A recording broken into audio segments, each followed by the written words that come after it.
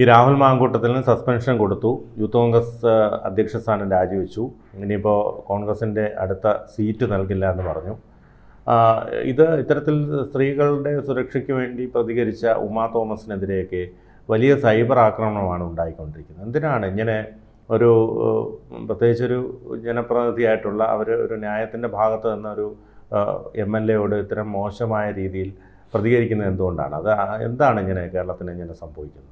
സാധാരണഗതിയിൽ ഒരു സൈബർ ആക്രമണം ഉണ്ടാവുക എന്ന് പറഞ്ഞു കഴിഞ്ഞാൽ അത് എതിർ പാർട്ടിയിലുള്ള അണികളുടെ ഇടയിൽ നിന്നാണ് സാധാരണഗതിയിൽ സൈബർ ആക്രമണം ഉണ്ടാവുക. പക്ഷേ ഇവിടെ ഉമാ തോമസിന് നേരിടേണ്ടി വരുന്നത് ഉമാ തോമസ് വിശ്വസിക്കുന്ന രാഷ്ട്രീയ പ്രസ്ഥാനത്തോടൊപ്പം ചേർന്ന് നിൽക്കുന്ന പ്രവർത്തകരിൽ നിന്നാണ് എന്നുള്ളതാണ് പ്രധാനപ്പെട്ട വസ്തുത. ഇനി എന്തുകൊണ്ട് സൈബർ ആക്രമണം എന്നത് നമുക്ക് പറയാം.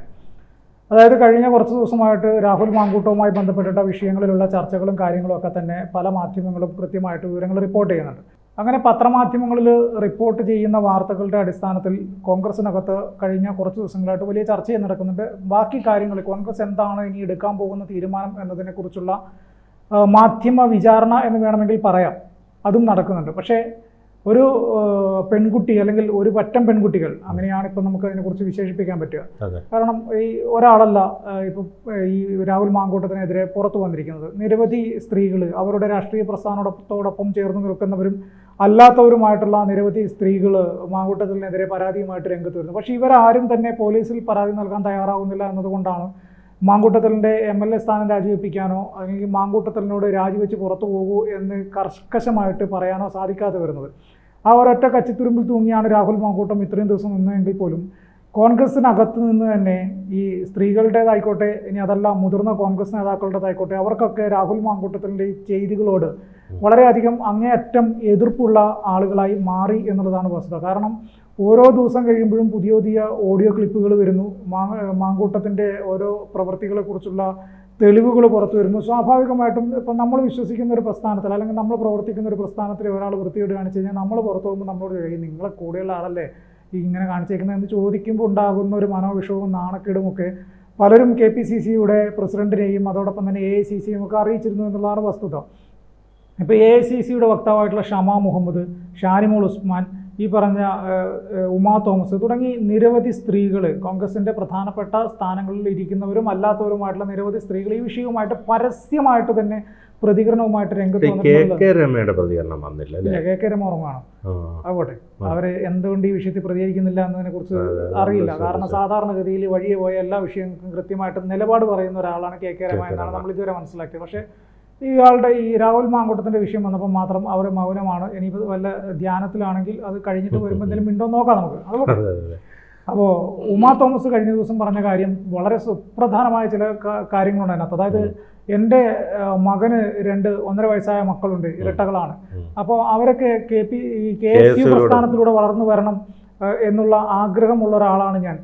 ഇവനെ പോലുള്ള, അതായത് രാഹുലിനെ പോലുള്ള ആളുകളാണ് അതിന് നേതൃത്വം നൽകുന്നത് അല്ലെങ്കിൽ അതിന് നേതൃത്വം നൽകിയിരുന്നത് എന്ന് പറയുമ്പോൾ ഞാൻ എങ്ങനെ എൻ്റെ പേരക്കിടാങ്ങളെ ആ പ്രസ്ഥാനത്തോടൊപ്പം പറഞ്ഞു വിടാൻ സാധിക്കും, അല്ലെങ്കിൽ എങ്ങനെ ഞാൻ അതിന് തയ്യാറാവും എന്ന് ചോദിക്കുന്നിടത്തുന്ന വളരെ പ്രസക്തമായൊരു ചോദ്യമാണ്. കാരണം അവരൊരു MLA ആണ്.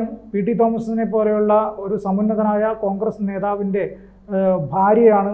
അപ്പം അത്രയേറെ കോൺഗ്രസ് പാരമ്പര്യമുള്ള ഇവരും കോൺഗ്രസ് പാരമ്പര്യം ഇവർക്കുള്ളതാണ്. പണ്ട് കോളേജ് പഠനകാലങ്ങളിലെ കോൺഗ്രസ് രാഷ്ട്രീയത്തിലെ ഇവരുടെ ഒഴിച്ചുകൂടാനാത്ത പങ്കിനെ കുറിച്ചൊക്കെ അന്ന് ഇവരുടെ വലിയ ചർച്ചകളൊക്കെ വന്നിട്ടുള്ളതാണ്. അപ്പം ആ കൃത്യമായിട്ട് കോൺഗ്രസ് രാഷ്ട്രീയം അറിയാവുന്ന ഉമാ തോമസ് ഉൾപ്പെടെയുള്ളവരുടെ അവരുടെ കുടുംബത്തിൽ നിന്ന് ഒരാളെ KSUവിലേക്ക് പറഞ്ഞുവിടാൻ വേണ്ടി മടിക്കുന്നു എന്ന് പറഞ്ഞു കഴിഞ്ഞാൽ രാഹുൽ മാങ്കൂട്ടവുമായി ബന്ധപ്പെട്ട് വരുന്ന വാർത്തകൾ കോൺഗ്രസിനകത്തുള്ള സാധാരണക്കാരായിക്കോട്ടെ, ഇനി അതല്ല ഏതെങ്കിലും സ്ഥാനത്തിരിക്കുന്ന നേതാക്കന്മാരായിക്കോട്ടെ, അവരുടെയൊക്കെ ഉള്ളിൽ ഉണ്ടാക്കിയിരിക്കുന്ന ഒരു ചിന്ത, എങ്ങനെ നമ്മളൊരു ധൈര്യത്തിൽ ഒരാളെ, ആണായിക്കോട്ടെ പെണ്ണായിക്കോട്ടെ, ഒരാളെ KSU എന്ന് പറയുന്ന ഒരു വിദ്യാർത്ഥി പ്രസ്ഥാനത്തിൻ്റെ ഭാഗമാകാൻ പറഞ്ഞുവിടും എന്നുള്ളതാണ് ചോദ്യം.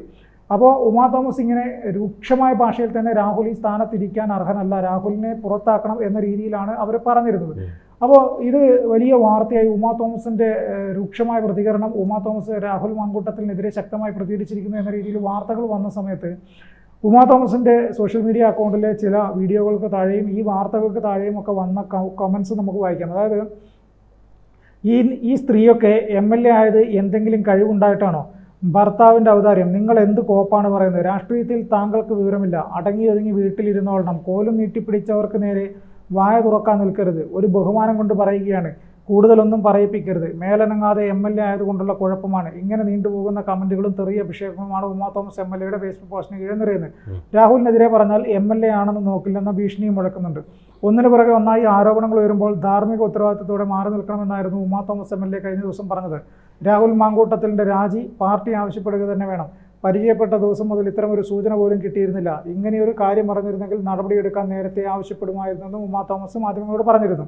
ഇതിന് പിന്നാലെയാണ് സൈബർ ആക്രമണം. രാഹുൽ മാങ്കൂട്ടത്തിനെതിരെ ആരോപണവുമായി രംഗത്തെത്തിയ റിനി ആൻഡ് ജോർജിനെതിരെയും രാഹുലിനെ എതിർത്ത് രംഗത്തെത്തിയ കോൺഗ്രസ് വനിതാ നേതാക്കൾക്കെതിരെയും സൈബർ ഇടത്തിൽ വ്യാപക ആക്രമണം നടന്നിരുന്നു. അപ്പോൾ മനസ്സിലാക്കേണ്ട ഒരു പ്രധാനപ്പെട്ട ഒരു കാര്യം, ഇതിനകത്ത് ഈ പോസ്റ്റിട്ട ആളുകൾ ചോദിക്കുകയാണ്, നിനക്കൊക്കെ എന്ത് പാരമ്പര്യമുള്ളത്? കോൺഗ്രസിനകത്ത് എന്ത് പാരമ്പര്യത്തിൻ്റെ പേരിലായിരുന്നു സോണിയാഗാന്ധി കോൺഗ്രസിൻ്റെ അനിഷേധ്യായ നേതാവായിട്ട് മാറിയത്? എന്ത് രാഷ്ട്രീയ പാരമ്പര്യത്തിൻ്റെ പേരിലാണ് രാഹുൽ ഗാന്ധി, എന്ത് രാഷ്ട്രീയ പാരമ്പര്യത്തിൻ്റെ പേരിലാണ് ഈ പറഞ്ഞ പ്രിയങ്ക ഗാന്ധി നേതാവായിട്ടുള്ളത്? ഇവരൊക്കെ ഏത് ജനങ്ങൾക്കിടയിൽ പ്രവർത്തിച്ചിട്ടാണ്? അവരൊക്കെ ഒരു സ്ഥാനം കൊടുത്ത് അലങ്കരിച്ച് വീട്ടിൽ നിന്ന് കൊണ്ടുവന്ന് ഇരുത്തിയതിന് ശേഷം മാത്രമാണ് അവർ ജനങ്ങൾക്കിടയിൽ എന്തെങ്കിലും രീതിയിലുള്ള പ്രവർത്തനം നടത്തുന്നുണ്ടെങ്കിൽ നടത്തിയിട്ടുള്ളത്. ഞാൻ ചോദിക്കട്ടെ, ഇവിടെ കോൺഗ്രസിൻ്റെ നേതാക്കന്മാരുടെ ഭാര്യമാരോ അല്ലെങ്കിൽ അവരുടെ മക്കളോ ഏതെങ്കിലും ഒരു KSU പ്രസ്ഥാനത്തിൻ്റെ ഭാഗമായിരുന്നിട്ട് ഈ തെരുവുകളിൽ അടി വാങ്ങിയ ചരിത്രം കാണിച്ചു തരാൻ പറ്റുമോ? സാധിക്കില്ല. അതുപോലെ തന്നെ ഏതെങ്കിലും ഒരു പ്രസ്ഥാനത്തിൻ്റെ പേരും പറഞ്ഞിട്ട് ഇവർ ഏതെങ്കിലും ഒരു സമരമുഖത്ത് നിങ്ങൾ കണ്ടിട്ടുണ്ടാവും? ഇല്ല. പക്ഷേ ഇവരുടെ ആരുടെയെങ്കിലും അച്ഛനോ അമ്മയോ ഭാര്യയോ ഭർത്താവോ അങ്ങനെ മരണപ്പെടുകയോ അല്ലെങ്കിൽ അവർ രാഷ്ട്രീയത്തിൽ നിന്ന് അപ്രസക്തമാവുകയോ ചെയ്യുമ്പോൾ പുറത്തേക്ക് വരുന്ന ഒരു പുതിയ തരം രീതിയിൽപ്പെട്ടിട്ടുള്ള നേതാക്കന്മാരായിട്ട് വരും. പിന്നെ അവരൊക്കെ നൂലിൽ കെട്ടി ഇറക്കിയ പോലെയാണ് ഇവരൊക്കെ വരുന്നത്.